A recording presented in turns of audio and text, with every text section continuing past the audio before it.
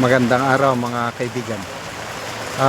Nandito ako sa isang kasalan, na-invite akong ninong. Gusto ko lang magbigay ng reaction, opinion dito sa article na publish sa billionario.com.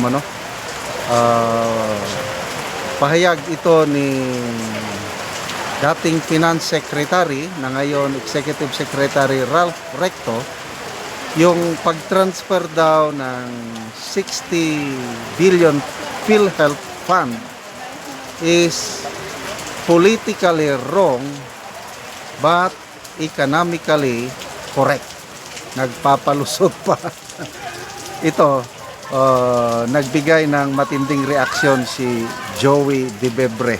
Ito, basahin ko muna, then mag-reaction din ako. Sabi niya, Executive Secretary Recto, it is wrong. Kapag walang tangible results for the people, it is wrong. Wrong, wrong. Walang redeeming factor. Hindi politically, economically, nor morally right. Walang redeeming factor. Okay, borrowing the decision of Supreme Court, it is legally wrong, unconstitutional, sampal sa muka, period. Wala nang iba pang mga palusot ninyo. Okay, PhilHealth remitted the 60 billion in excess funds, and Department of Finance claimed that about 78% of which were used to finance critical health projects. Tell it to the Marines, hindi kami maniwala. Huwag nyo kaming lukuhin. We were not born yesterday. Ang sabi ninyo, ito yung mga pagkakagastusan ninyo sa transfer na yan. Public health, emergency benefits, and allowance for healthcare and non-healthcare workers during the COVID-19 pandemic, 27.45 billion. Medical assistance to indigent and financially incapacitated patients, 10 billion. Procurement of various medical equipment for DOH, 4.10 billion. Construction of 3 DOH health facilities, 3.37 billion. And Health Facilities Enhancement Program, 1.69 billion.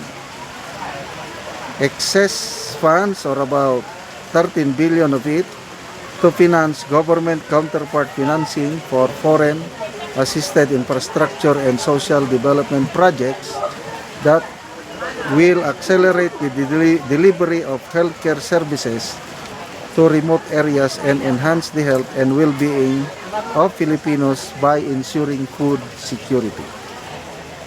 Tanong, nasaan ang mga yan? Huwag niyong insultuhin ang katalinuhan ng mga Pilipino na basta-basta na lang kami maniwala sa inyong mga iprinipresentang pinagkagastusan ng pera na yan. Yung medical assistance to indigent and financially incapacitated patients na 10 billion is bigger than the 100 million per month that PRRD allocated for PGH. Pero bakit hindi naramdaman ng mga tao? Bakit hindi? Why is PGH complaining for lack of funds? Correct. Why do people still line up to beg for assistance? Grabe, kayong mga manhid. Kung ano-anong mga palusot ninyo, economically correct. Ano ba? You didn't realize how big the 60 billion is. Ang dami ninyong sinasabing paglalagyan niyo dyan, pero lista lang sa tubig. In the first place, the President could have directed PhilHealth with related agencies to spearhead these projects without dipping your hands into it. Correct. Pwede naman. Hindi na yung i-transfer sa National Treasury. From PhilHealth, diretso, tulungan ang mga nangangailangan. Di wala sanang problema. Bakit i-transfer pa sa National Treasury?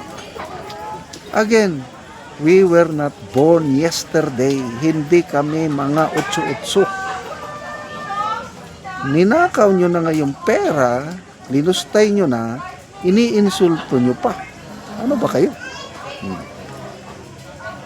That is why the people miss PRRD.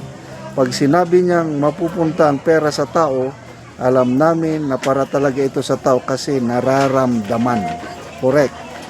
Saan nyo dinala ang pera, yun ang tanong. At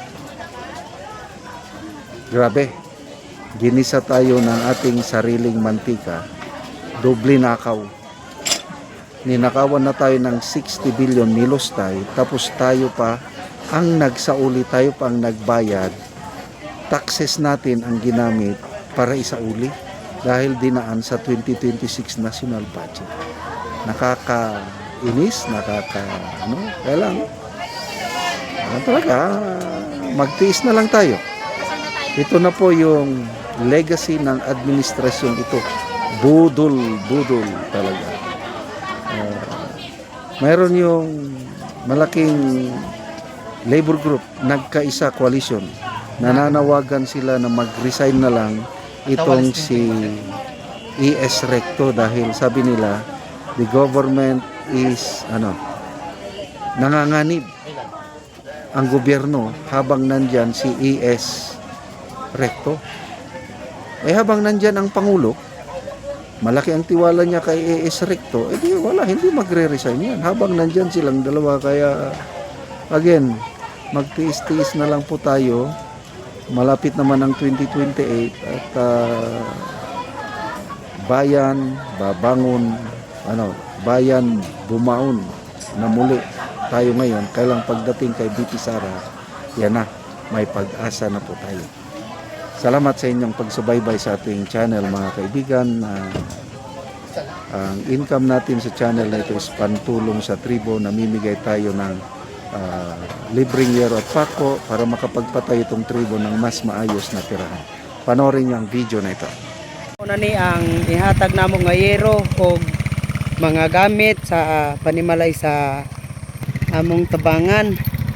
So muna ni ang among itabang nga mga yero o uban pa.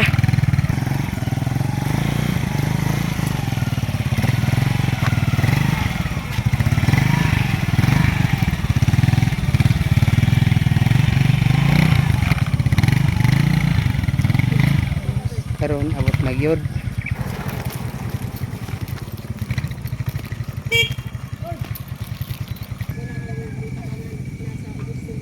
So muna ni si Angkol ang tabangan. So makabalay na gyud ni sila karon. Linsin, lansang, hero. So kompleto among gihatag sa iya.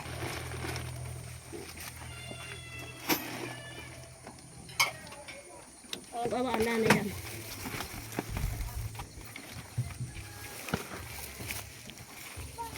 Nada oh. Nama bikin enggak?